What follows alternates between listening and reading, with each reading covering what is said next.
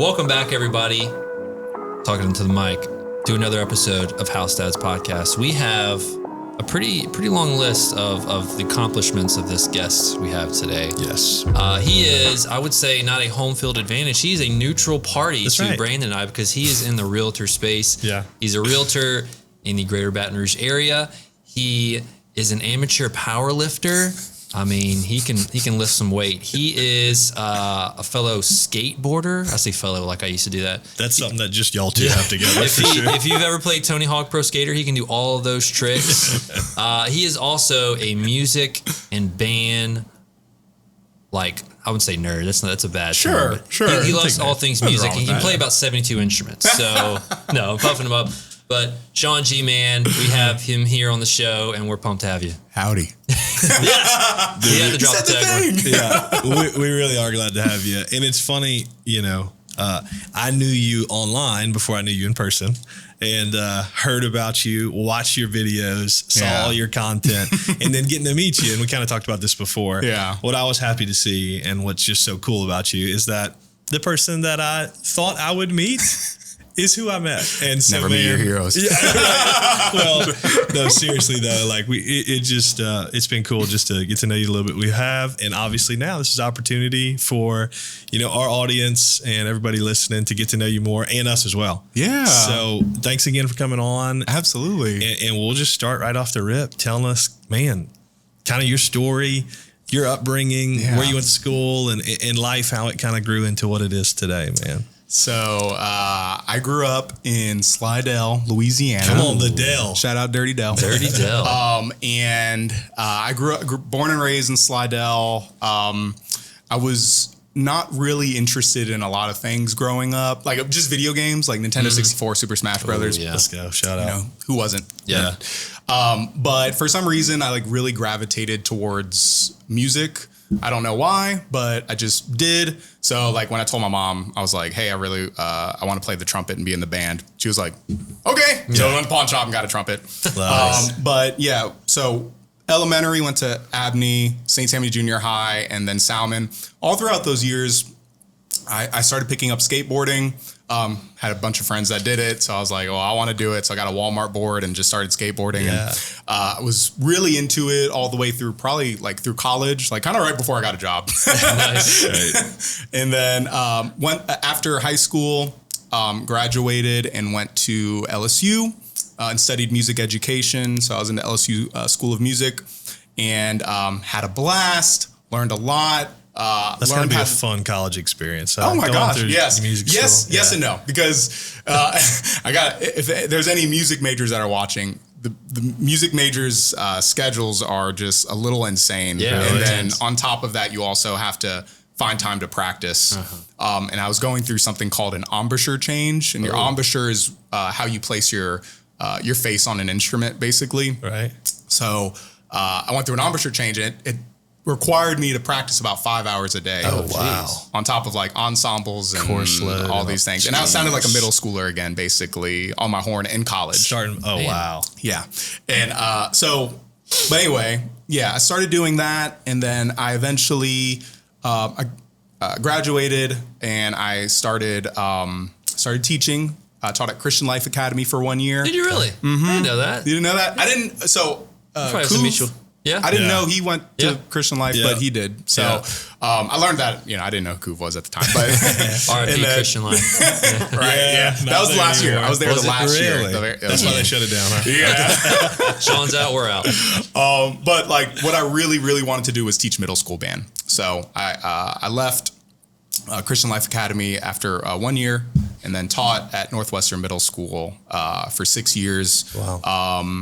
And grew the band program. I know I'm talking about a lot of band stuff and I'm a realtor, but grew the band program. We had about 100 students in the, 6th through 8th, about 100 students. I was the only band director at the time.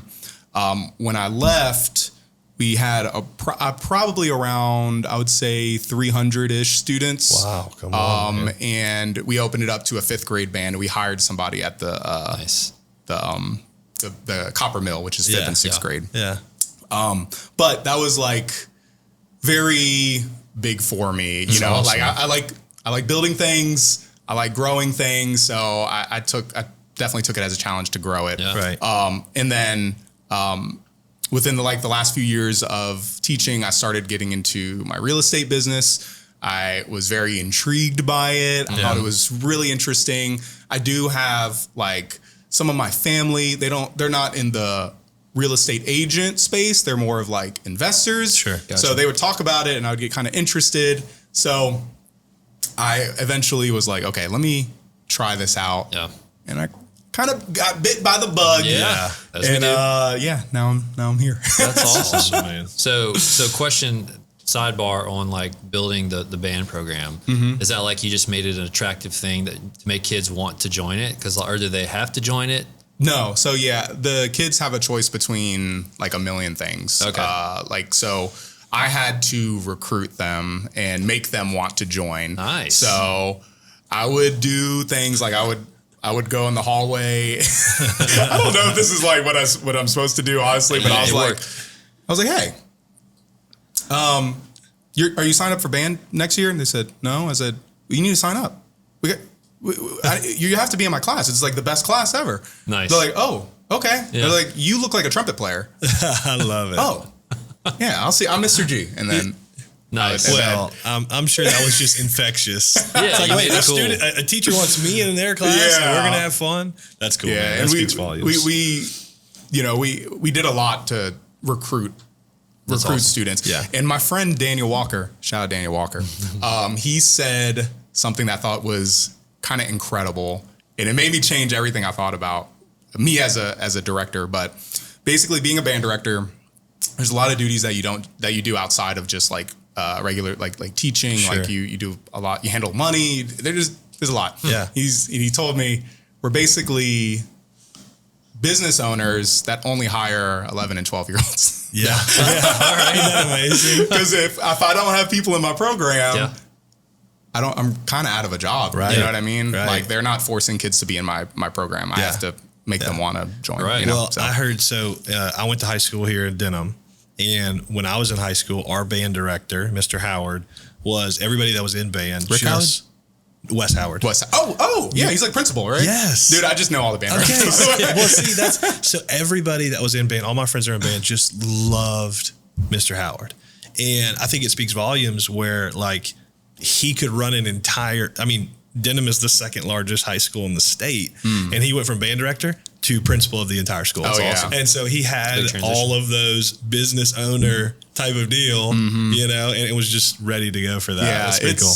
it's pretty amazing. There's a lot of I don't know why, but I've seen the band director to realtor pipeline.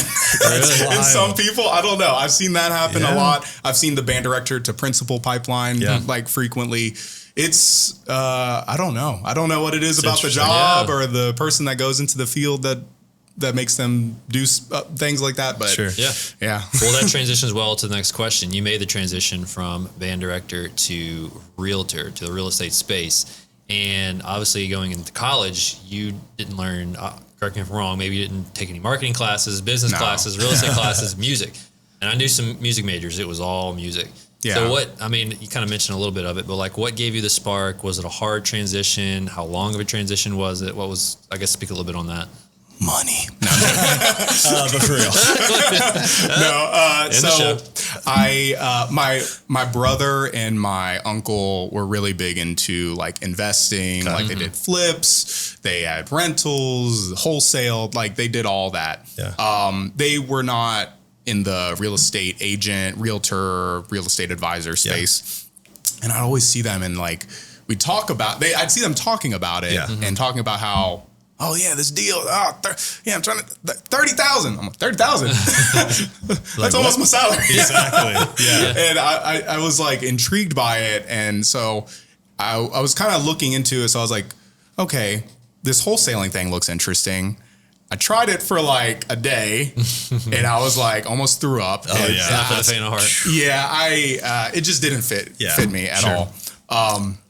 And then my brother was like, hey, maybe you'd like being a realtor, you know? These people, a lot of people person. Yeah. People are realtors, you might like it. So I was like, okay, I'll do it. And then maybe I'll do a deal or two a year while I'm still teaching because I at the time still enjoyed teaching.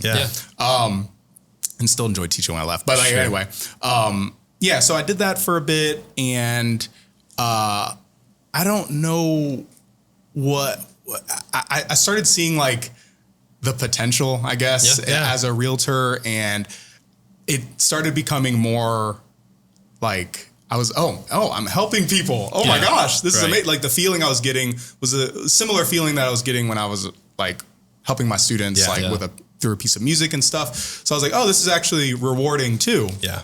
And kind of a funny side note, but during like the height of COVID, I was doing DoorDash and I was doing Shipped. Oh, nice. Paid off my student loans that way. Nice. So I was doing DoorDash and Shipped, and that's kind of like an independent contractor kind of deal and kind of feel. And I thought I was like, whoa, I can just do this many. As long as I put in this amount of work, I can get this out of it. Reap what you sow. And then when I became a realtor, I was like, as long as I put this into it, I can get this out of it. And I was really, they had a point where my business was growing, my social media was growing. And I was trying to figure out, I was like, okay, I'm kind of at a crossroads now. I kind of have an idea of what life looks like if I continue as a teacher. Yeah.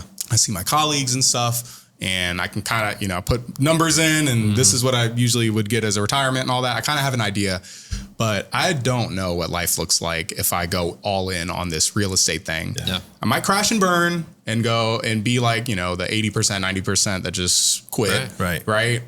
Could happen. Or I could be successful at it and be really enjoying things, and maybe I go into it all, forever or for a long time, So when I was realizing when I had those two choices, I was like, well, I feel like I'm going to regret not going after something, and I don't want to live with that kind of regret. Yeah. So I kind of made the decision, okay, this is something I'm going to do.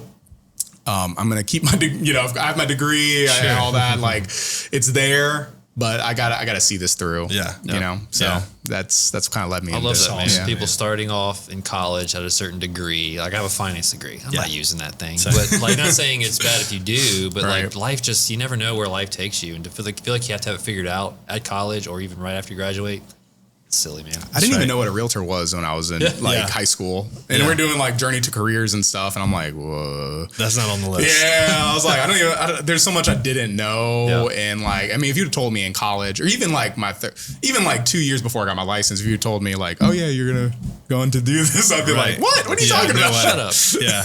Well, I think it's in a way, it's a natural transition. A lot of teachers do really, really well in real estate because what we do so much is just educating people. It's not sales. I mean, there's the element of sales, absolutely, but we're just educating people. We're teaching people. Right.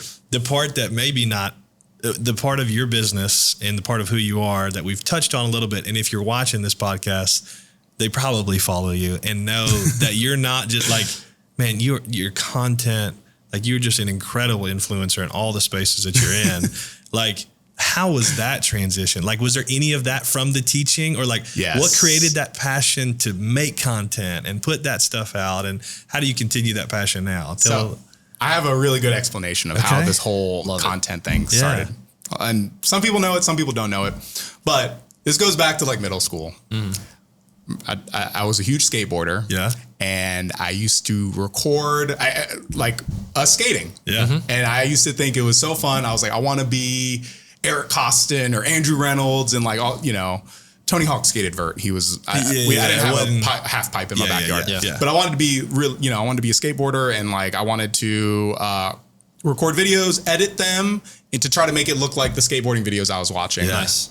So I had like a digital camera and I would just go no fancy anything, but we would just record ourselves skateboarding and just go around the town doing tricks and stuff. And then I would upload it onto like Windows Movie Maker and then just piece it together. And then at the time, like YouTube was like in its like infancy. Right. So I would like how to slow down in Windows Movie Maker because they didn't have that effect in Windows Movie Maker. Yeah. And then, so I learned how to do that and I just knew like very basics of it. Right. And I watch a lot of, honestly, I just watch a lot of like funny, movies, TV shows, and just like I consume a lot of media. I'm not gonna lie, And I basically started doing that in like my skate videos and stuff. Right. But yeah, I was like learning how to edit and stuff on different like Windows Movie Maker and like really basic stuff for a long time. Right. I didn't have an iPhone in high school or anything like that. Yeah.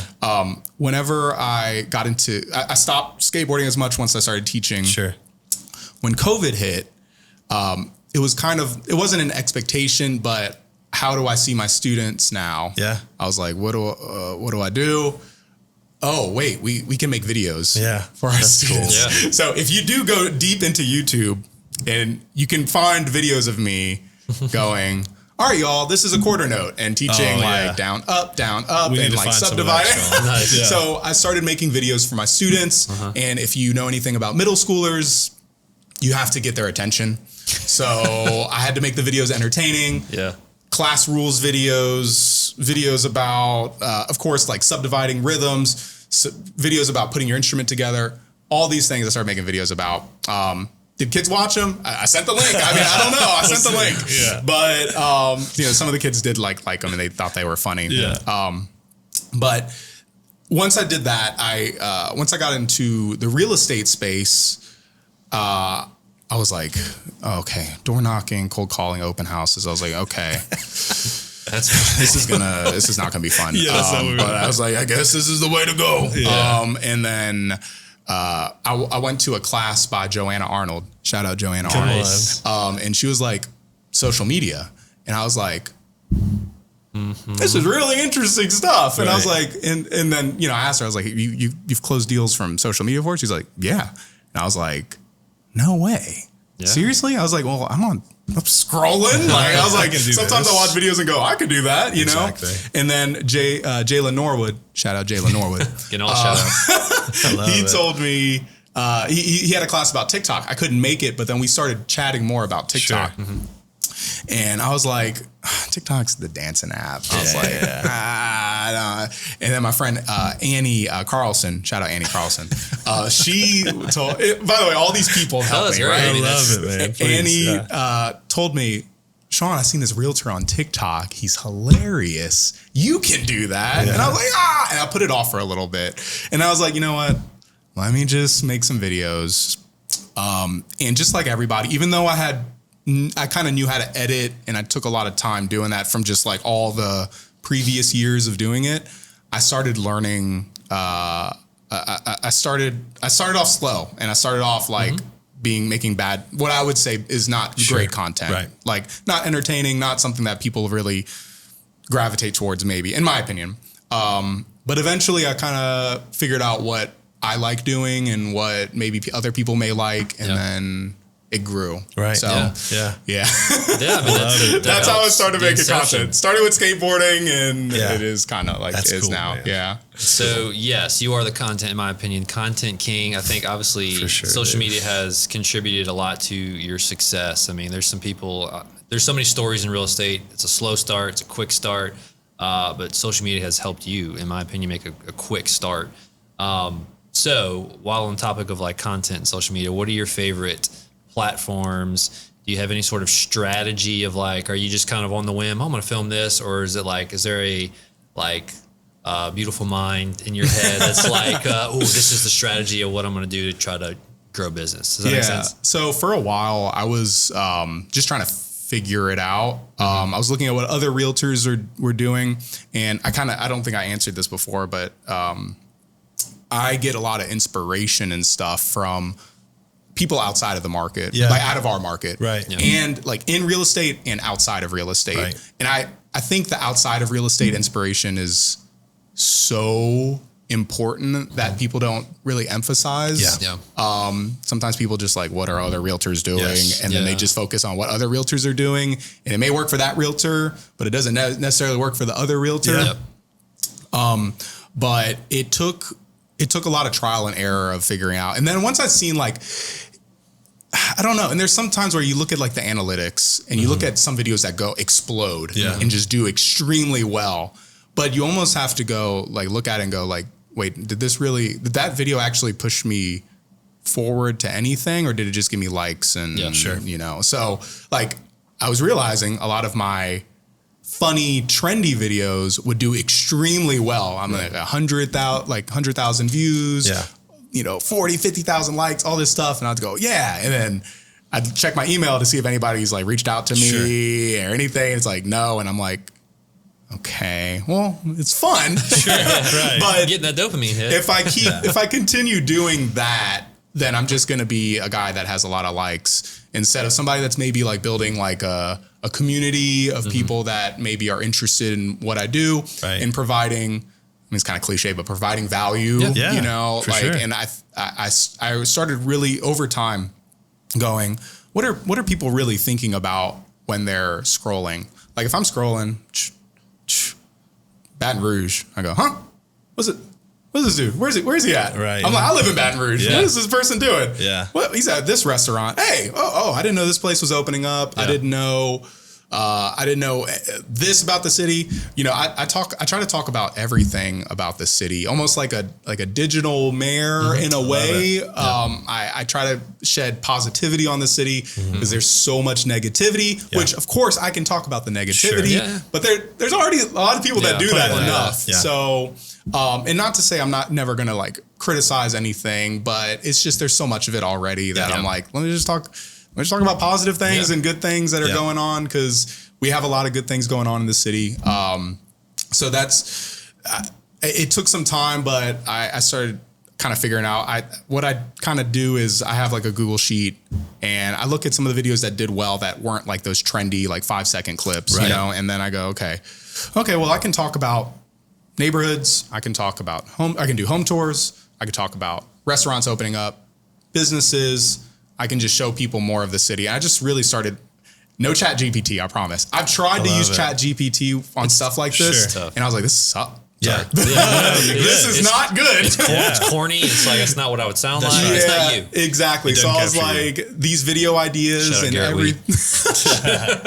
these video ideas and everything are just not me and not anything I actually like. Right. So I try to use this as much as I can. I use ChatGPT for other stuff, but like, so a lot of like brainstorming stuff they teach you in elementary school. Yeah, dude, I love it. And then kind of going, okay, this many videos, and a lot of it is on a whim. I actually don't have a lot of drafts, or like I don't. What's the word whenever you like schedule it and stuff? Like plan out. Yeah, I don't actually do that. I just kind of have like my pillars of content, like neighborhood tours, home tours, food, businesses. I posted a video about me running and people liked it. I don't know why, but I was like, okay, cool. But I have those pillars and I kind of go off of them. Kind of rotate through them. And I genuinely enjoy making content. Right. So that's the difference. For me to, huge difference. If for me to like after this go and make a video, I'm gonna like it. I'm gonna enjoy it. I'm gonna enjoy it. I like editing it. I like doing all those things. So it's easier for me to do than like maybe other people that don't. I love that. Well, I think it's refreshing that it's not, like you said, this beautiful mind type of deal. And it's not so calculated and let me look at the algorithms and the this and that. I love that. And obviously there's an element and there's a real business side to it, and you have your Google sheet and all that. Right. But a lot of it is just somewhat natural, but also, it's just like I stress this is I try to think about the audience, like what are they actually, what are they into? Yeah. If I start, look, I did this, and I'm not gonna say I'm never gonna do this again, but like I made a video. It's like, all right, let's talk about the rural development loan, and then and I was like, and then people like was watching it. It had like really low watch time. It had really low like everything, and I was like, oh, people aren't into it. But at the same time, I was kind of like, well, somebody might like it in my video. And then that person, whoever likes it, might actually like follow me for that. And then they may be interested in some of the other stuff I do, So I was like, you know what? I'm going to post it anyway. Yeah. But it's not something I'm going to do all the time. That's right. Like, it's sprinkle just, it in there. Yeah. I sprinkle in stuff like that.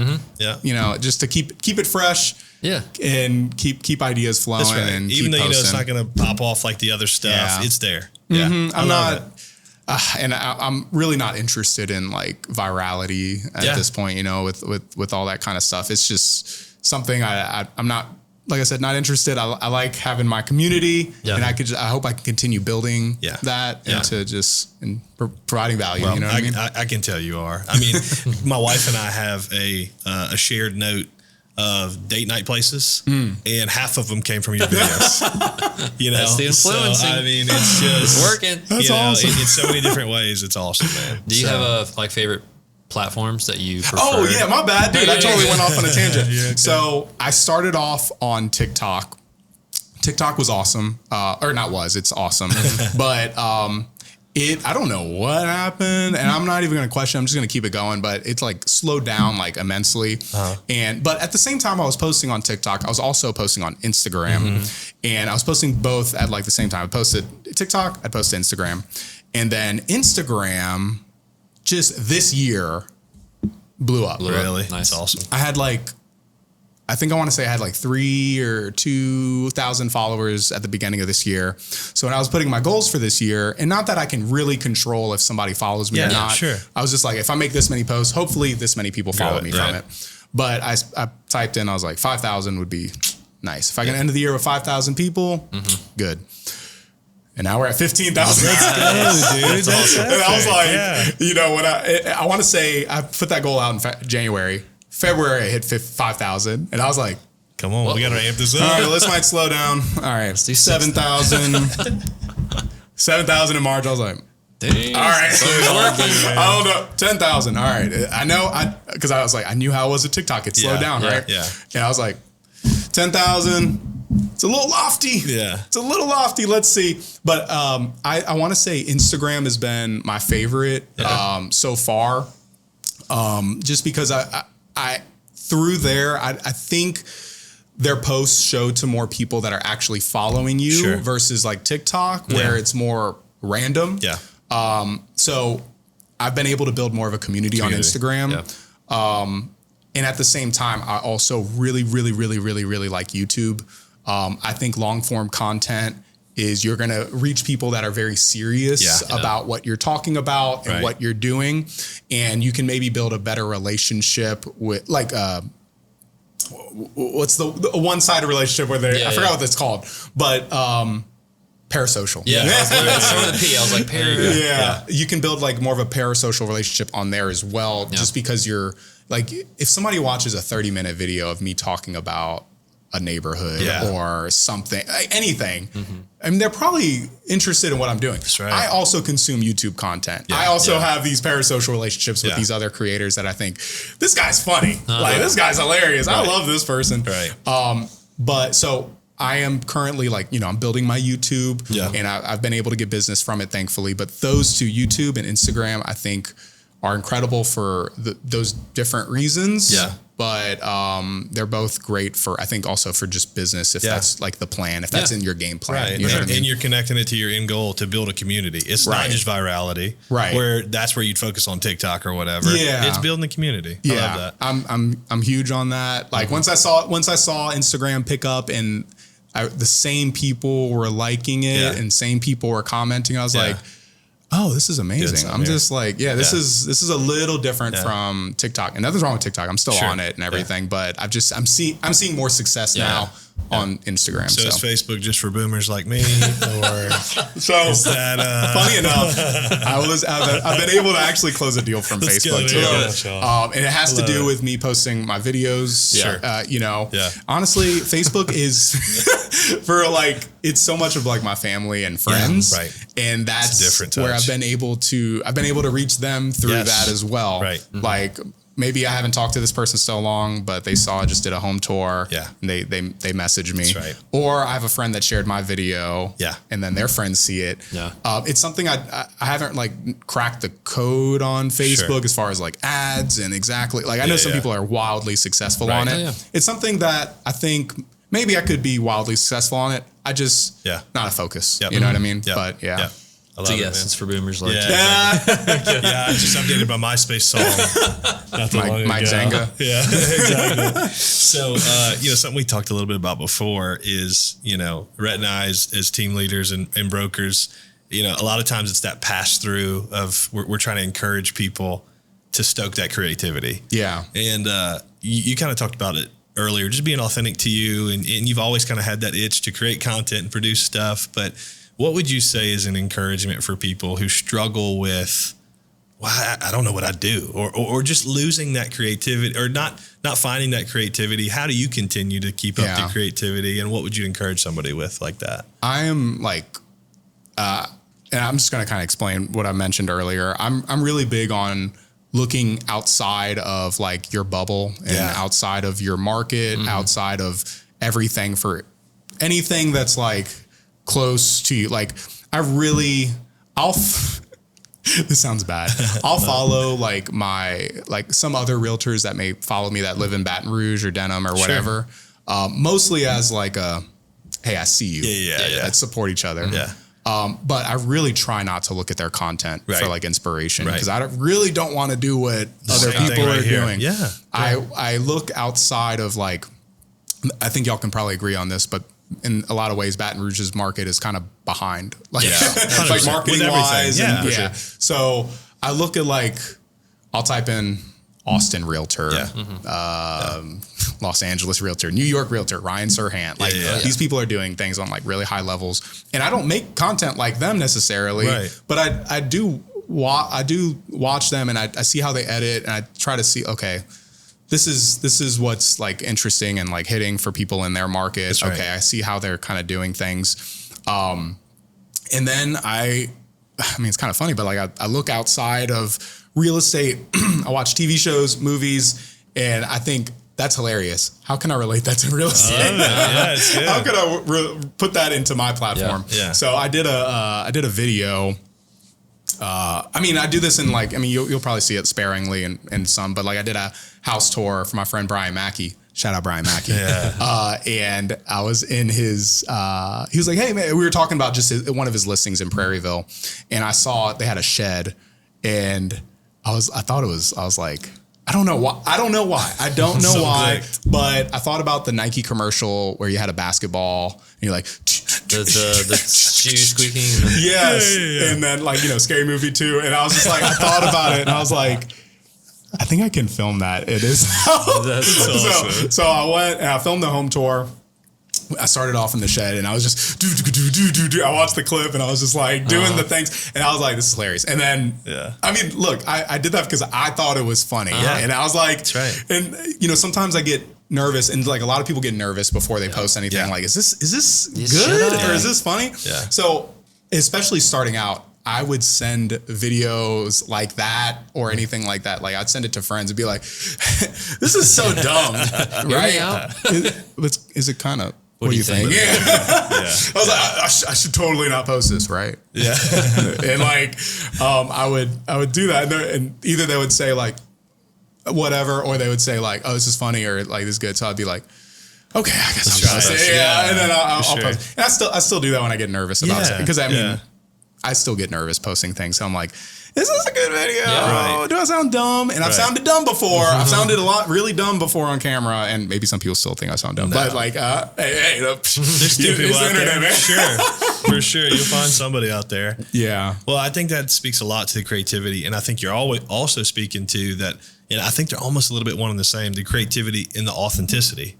Yeah. Is that like the reason that you feel like this is something you could produce is because it's just funny to you. It's the type of content that you would consume. Right. So I think that, you kind of answer both of those things with like, okay, well, if we're not sure what to produce, what do you like to consume? Right. Mm-hmm. I really think you have to kind of enjoy it. Yeah. And like, I watch different like YouTube, I bring back to YouTube because YouTube's like the OG and all this, honestly. Yeah. I watch a lot of like YouTube creator stuff, like where people like interview like people like Mr. Beast or like, Who's that? Like, I'm sorry. Like these big creators, right? And I like the same thing like across the board that these people talk about is like, so what inspires you? Like, what do you like? All this stuff. And across the board is just like, or like biggest advice is just like, you have, like, I enjoy it. Mm-hmm. The day I stop enjoying it is the day I stop making like content. Yeah. It feels like a really like a big job that I'm like forcing myself to do, and it hurts and it's not fun. That's when I stop.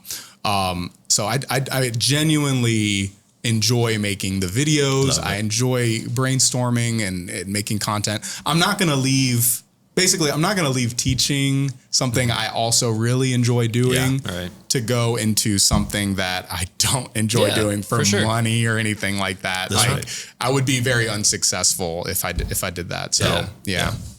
Well, I'm inserting a question before the next question. Well, I'll ask this next one. Okay. Kind of along the same lines of like someone who feels like they lack creativity, but the other objection we hear a lot is like maybe it's an older person or just someone who doesn't feel like they're creative and they're just like, it's behind me. I don't know how to start something new. It's overwhelming. I don't know. Like a new platform comes out. It's like the mentality of I'm not learning something new, you know. But they know that they need to start. You know, we definitely, preach content and social media. It's just like this effective thing that you need to be doing. So someone wants to start it. They feel stuck and they're overwhelmed of what to do. Any tips for them? Yeah, I think the barrier they have to get over is that. Get over it. No. But the barrier to get over is that is what the perception like other people are going to think. Like when they watch your video, they're going to think it's not good, right? That's like that's everybody's fear. Yeah, like that's what keeps people from posting. They see hate comments and all that. But the content, of course, the number one thing is just do it, right? Yeah. Like record it, edit it. Post it. You could even post it like I said, I post it to my friends. This is dumb, right? Soundboard. Yeah. But just posting it and just doing it and getting it out there is so like almost it's like a huge relief. Like, I did it. Yeah. Yeah. And then unfortunately, or maybe fortunately, you're gonna look and it's gonna be like 2 views. Yeah. And then that's tough. It's tough, but then it's like nobody's gonna watch it for a while. Like when I was making videos, it's for TikTok, 200 views is like just kind of across the board what you're going to get when you're just starting out. Sure. And it still happens, but like nobody watched it for a long time and nobody cares. Honestly, it's going to be bad. Like I sometimes see people making videos. I'm like, okay, cool. I see you. And then I keep it pushing, you know, I don't like, you don't need to overthink it because like, analysis paralysis is going to keep you on the sidelines. Yeah. Just doing it, being bad at it because it just is what it is. Yeah. And trying your best not to care what other people's opinions are. Because like if you can get through all of that and genuinely just, okay, let me like start enjoying, like I said, enjoying it is so important, but like enjoying the process more. Also actively looking to get better and edit better and maybe I need to get a new camera, maybe up my audio, maybe try brainstorm and really start like thinking it out more and fleshing it out, just trying to improve it. Right. Then it's gonna change so much. Yeah. Because there's a lot of people that are just doing it, right? But they're not, it doesn't seem like they're trying to improve it. Right. And it's like anything. Like, people, like realtors, they script and role play because they're trying to get better at it, right? Sure. Yeah.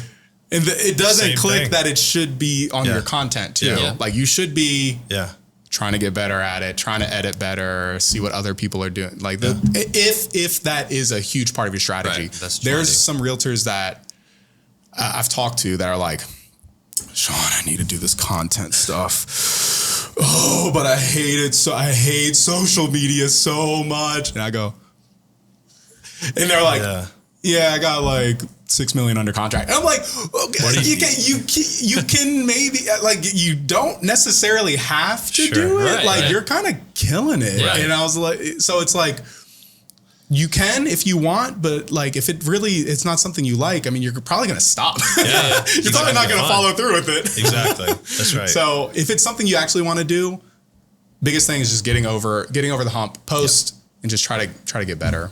Great points. Because you got to get over that hump, but then maybe it isn't for you. Like if you're just, it's really not for everybody. Dreadful, yeah. That's a good point. I don't have that. I mean, I get it a little bit, like I said, but I don't get that. I don't run into those issues as much anymore with posting. I just do it. It's fun. I'm like, okay, yeah. And it does help that you say like you have these pillars of multiple things. That's why you're building a community. If it was just real estate, like I sent out an email newsletter to my sphere, and I was like, man, I'm not getting as much engagement. And I told my wife that, and she's like, well, it sucks. Well, she's like, but seriously, like if someone's not interested in real estate, they're probably not going to read your newsletter. Right. So having these multiple pillars of food, city, all these things, that's like a whole thing. 100%. Yeah. 100%. Yeah. Well, I'll ask my next question after. Okay, cool. Yeah. So I think full transparency, doing this podcast, and Rhett and I have talked about this a lot, has been one of the most rewarding and most challenging things we've ever done. Yeah. You know, because I mean, we talked about it beginning, like when we started, you know, anytime you read about starting a podcast or really just any kind of, it's like, don't look at the numbers for the first year. After the first podcast, I'm like, how many people listen? I do the same thing. I do the same thing. Okay, I got 100%. And so, man, it's been challenging and difficult. And that's where I get more analytical or more introspective and like, oh, how are we doing? Not necessarily hate comments or things like that. It's just a lack of engagement. And so with social media, you know, it's polarizing. And coming up to a debate year and all, like, or an election year, like it's about to go crazy. I can't go on Facebook. I was telling my wife, I was like, I literally need to get off of it. Post it and then actually don't. I try to engage, like and comment back and stuff. I just need to get off it. Yeah. Post and get off. Well, and so you talked about dopamine earlier. It's like social media has the super, super high highs and super low lows. Is like you do have a video go crazy or just get good community involvement. It makes you feel good. But then you got the other side of it when you post something and it's like, well, that didn't do anything. And like, I really was going to hit. Or, you know, some of the negativity of an actual DM or a hate comment that's just, have you ever had any of those really get under your skin or bother you or keep you from putting out something in the future that you thought you would or something like that? Yeah.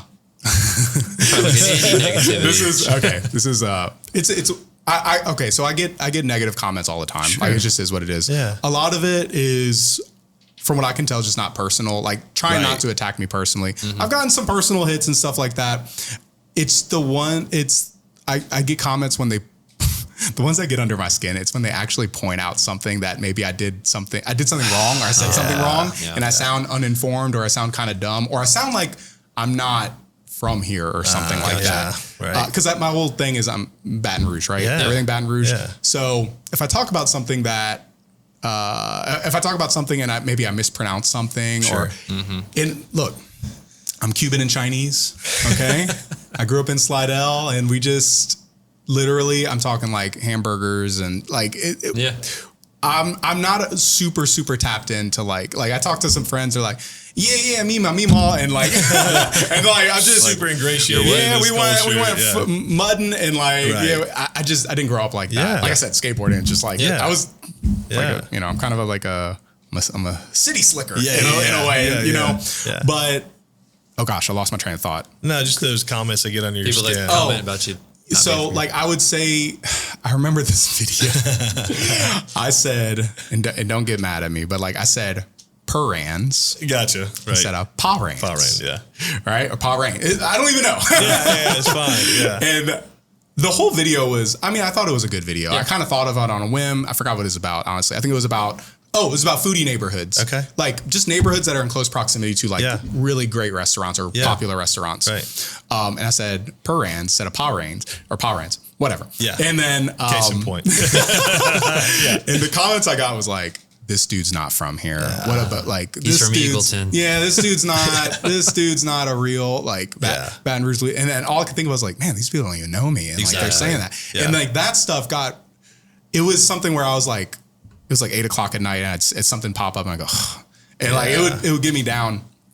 And then I think about trolls and stuff like that. And like I don't know about y'all. I don't comment negatively on other people's stuff. I don't feel any kind of urge to do that. Not a single bit. Yeah. It takes a special kind of in the other way person to do that. But yeah, I'm with you. So like when people do that, they're not seeking any validation from me or maybe they want me to react a certain way, but they probably want people like their comment. Yeah. Like, hey, anybody else hear this dummy? What he said? Yeah. So like, when I started to realize that, and then like I started really thinking about like, okay, if I were posting this, what would I want? I would want the creator to maybe respond and maybe be upset. I'd want other people to like my comment and all that. So I just was like, just gonna ignore. I had a point where I was like responding to people, and I was like, "What am I doing? Like, what a waste." Sure. Yeah. And then I would respond and go, and then they respond back. I go, "Oh," and then I just back, and then I'm like, "What am I doing? Like, what a waste of time, right? And what of like waste of my energy, and then like waste of just it's just making me upset." And I'm like, I'm just gonna ignore it. Yeah. And then I look back at the like those comments, right? And it's just like, and nobody reacted to them, so they probably didn't get any like what the So I was like, I win now. That's right. Exactly. But yeah, it's those kind. There's certain things where they like if they attack like something what I feel like maybe personal or something like that. Maybe it gets under my skin. Sometimes it's just such a silly comment that I just don't even pay attention to. That's right. Exactly. It's like, it's dumb. Yeah. But it took a little bit of time because at first it was bad. Now it's not bad. I mean, I don't pay attention to a lot of that kind of stuff anymore. Yeah. But still human. Yeah. I mean, it's making, I was thinking like an idea you could do is a video just mispronouncing everything, just as a trolling yourself type of thing, embracing that. Well, I did one with TikTok. I was like, all right, if you're moving to Louisiana, we're going to be doing a pronunciation challenge. Yeah. And I was like, Denham Springs. And I would say, what did I say? What's Placumine. And that's a good one. And then people like, ha ha ha, like people getting it. And then you just get those people every now and then. Yeah. Bro, this dude has no idea what he's talking about. And I'm like, all right, look, I'm going to let everybody else go after. Yeah. You just cruise yourself. Yeah. So. Especially on TikTok, man. I mean, I posted something the other day that I knew was like the sock shoe thing. And I was like, I know this. People don't like this. I gave them hate. And the comment was like, oh, they're being mean to me. And the comment was like, I was expecting the mean, but like once you get it, you're like, oh man. Yeah. But yes, it's thick skinned. Realizing the people that are leaving those comments, like, they're not the ones you want in your tribe and your community anyway. Oh, 100%. That's exactly it. Going back to the end result, you're not doing it for those folks anyway. It's for the community you're trying to build. Oh, exactly. So, that's big. So last question, and this can go social media. This can go like widespread with anything. Burnout is a real thing. Like I've experienced that in real estate. I've experienced that in parenting, in content. So the other day I was like, man, I haven't posted something in a long time. I got to hurry up and post something. I was like, I didn't enjoy that. And you just feel like you don't want to do it. One, have you experienced burnout? And two, I guess, what are some ways that help you get through that? Yeah. So they had a good point where like I was posting on TikTok and I was like, this is when it was just like growing. And I was really trying my best to post like multiple times a day and like 7 days a week and just post and just crank it out. Cause everybody says the more you post, blah, blah, blah. Mm-hmm. So they had a point where I had a real estate deal that was just real. Like if you think about like everything that could go wrong, it did. It was like Feel you, man. From under contract to the deposit to the inspection. It was like till the closing day. It was insane. Yeah. And that deal put me in such a funk that I was like, it didn't make me want to post any kind of videos. And it took like a month. So like if anything, it was like real estate that burned me out from making anything. Because it really affected like everything for me. Even though like we closed, it was fine. Sure. But the stress of it like really affected me. Yeah. So it's one of those things where I went like,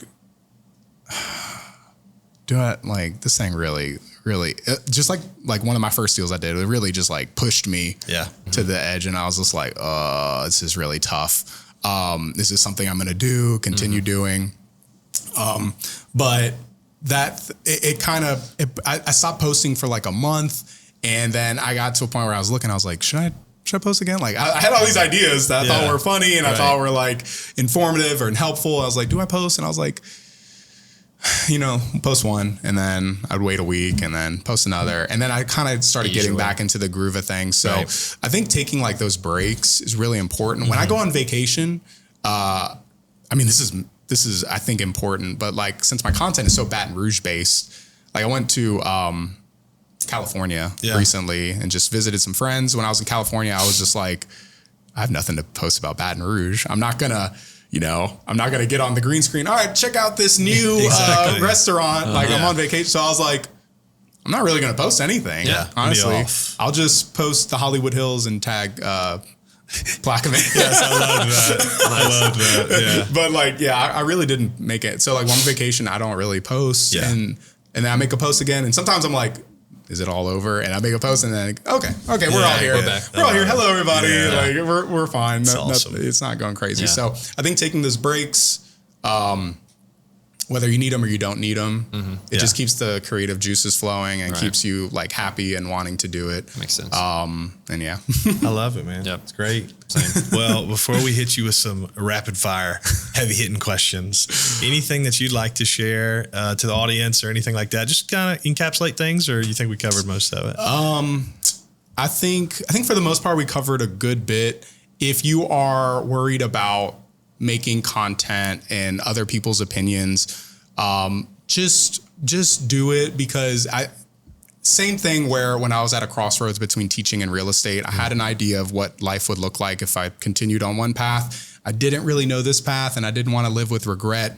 If you feel like you're going to be in that same crossroads of like, I actually really do enjoy social media. It's something I think would be important for either my business or just something fun that I like to do. Right. Then Getting over that fear to do that and just explore that path, I think is something pretty important. Yeah. And you don't want to live with that. You don't want to live with that regret. Love it. It's one thing if maybe you don't want to do it, then just don't do it. Exactly. But if it's something you want to do and the fear is holding you back, just do a couple at a time. Yeah, Do a couple at a time, Simple do a stuff. little bit, and then try to get the ball rolling and build that confidence. I love it, man. It's awesome. It's great stuff. There's so much good stuff in here. And even if I'm not super focused content per se, but even just the conversation about authenticity and creativity inspired me, man. So I'm thank you for all that. It's great. It's great. And a shout out to you too with your content in the sense of like, I know the influencer term is like sometimes like, I don't influence, but you're influencing the city in a good way, man. Positive like you way. are all up in the foodie scene, you're in the real estate scene, and it's evident that you're shedding Baton Rouge in a positive light, Right. which is awesome, man. Appreciate just it. keep that up, man. That's awesome. Even though you're from the Dell. And I've said this, but I've said it in my videos. I am from the Dirty Dell, Yeah. Does Slidell still Slidell. have the graffiti over the overpass? Yeah, that says so, the okay. Dell? down. It's been getting Dell. painted and then redone love and painted ever since I've been, when I would just drive back from LSU and back Slidell, I Yes. just keep seeing it get The repainted Dell. every single time. I love it. So shout out to whoever's doing that. Keep it up. Yeah, it persistency up. pays off. Yeah. Do you have awesome. your question? I do. Okay. You go first. You want to go first? Oh, I don't know. I'll go first. Okay, go ahead. So, keeping the social media theme, Okay. you wake up, all of your social medias are deleted. They're gone. What do you where do you start? Like what are you going to focus on? If social media was not an option, So social media is still a thing, but all your stuff has been just So you got to start from scratch on starting one? from scratch. I would just start from scratch. Is there like a certain platform, or you just do like I get all- on Instagram again Instagram? and TikTok, and I would do it almost exactly how I did it before, Yeah. except I already kind of had the idea. Yeah, I know this is rapid fire. No, That's it's good. okay. But- It no. doesn't have to be The answer rapid. doesn't have to be rapid fire. There's these videos online where people are like, I'm gonna lock my bank account and I'm gonna start from scratch and become a millionaire. And I'm like, yeah, but you have all that knowledge Exactly. on how to do it. So Yeah. you're not really starting from scratch. That's Yeah. right. So I would have that. Thankfully, I'd have that knowledge, Exactly. and I'd be able. I think I'd be able to build it up again And replicate it. But either way, I would have fun. I would just do it. exactly. In the meantime, I'd be doing a million open houses to Yeah, keep things that's right. going. That's right. Because it's really such a long game. Yeah. It took a while before it really started going, Yeah. and I think we've talked a little bit about that. Yeah. It takes time. That's right. So. Yeah. So if you have nothing in your bank account and you're like, social media is the way to go, then just make sure you do a little something extra. Exactly. And, But you'd build it straight from, you'd go Instagram first. I'd probably go Instagram first. Thankfully, like Instagram and TikTok, they both I really think you can post on both Work well. and both get effective, depending on the type of content you make. I think you can build a community on both, Yeah. Love it. So, yeah. Okay. All right. I'm going to go the food route. And hopefully it doesn't ruin any of your sponsorships or endorsement deals. So we're going to go, you can only eat one Baton Rouge lunch. Going to be one restaurant. This is the when you go out to eat for work, friends, family, this is the same spot you got to go to, and this is the meal that you order, the Baton Rouge lunch. That is a lot of pressure. This is so You embarrassing. can upset a lot I'm of excited people. to hear it. He's gonna pick Okay. Piccadilly probably. No, but this is kind of Hot and spicy. embarrassing because I thought about this, and it's gosh, I hate to say this because it's not specific to Baton Rouge. It's okay. Sure. But It's I'd okay. probably pick Kava. Okay. No, that's And great. look, I'm Yeah. not necessarily embarrassed. Sure. It's just because Kava's the reason we talked about like powerlifting and like Yeah. working Yeah, out and yeah, stuff like yeah, that. Like yeah. I'm big on that. So like Yeah. vegetables, Right. Got you. rice, Yeah. protein, and I can just do that. Yeah. I can eat. I'm really boring. Well. I eat 2 eggs and sometimes a cup of rice or 2 pieces of toast for breakfast every day. Yeah. Sometimes oatmeal before I run. Yeah. Yeah. And then, like, I'm really It's boring. got flavor and it's I'm good really to- boring. Yeah, for sure. And then the weekend comes around and it's time to party. Oh yeah. Yeah. That's what The foodie comes out. Korean corn dogs Let's go. and Nice. sushi and like all this. Yeah. So Yeah. that's when. But if now on the flip side, Okay. if I were to pick strictly things that are Baton Rouge, Okay. like a restaurant that's only in Baton Rouge, Yeah. Chai Thai Lao. I love Chai Thai Lao. Come on. I like Thai food, pad Thai, fried rice.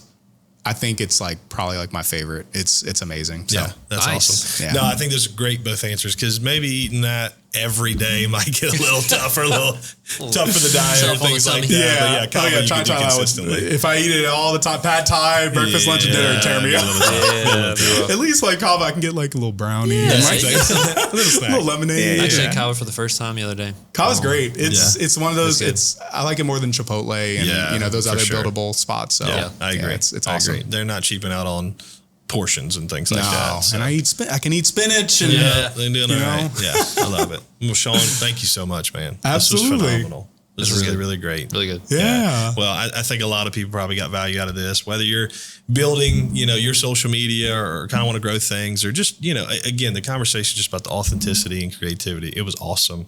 So we just want to thank you for watching and tuning in. And if you're not already following Sean, make sure you hop on.